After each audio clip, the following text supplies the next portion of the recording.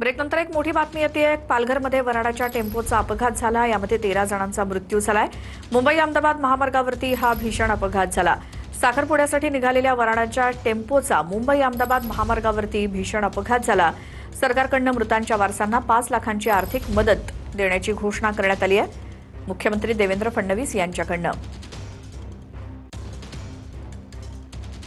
या घटनेसंदर्भात मुख्यमंत्र्यांचं ट्विट आपण बघूयात। पालघरमधील अपघातामध्ये 13 नागरिकांचा मृत्यू झाल्याची घटना दुर्दैवी आहे।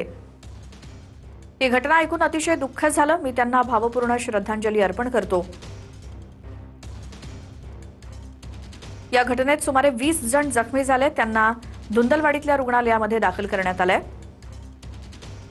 जिल्हा प्रशासनाशी मी सातत्यानं संपर्कात आहे। पोलीस अधीक्षक हे स्वतः घटनास्थळी होते। मृतांच्या वारसांना 5 लाख रुपये आर्थिक मदत राज्य सरकारतर्फे देण्यात येईल, अशी पोस्ट मुख्यमंत्री देवेंद्र फडणवीस यांची।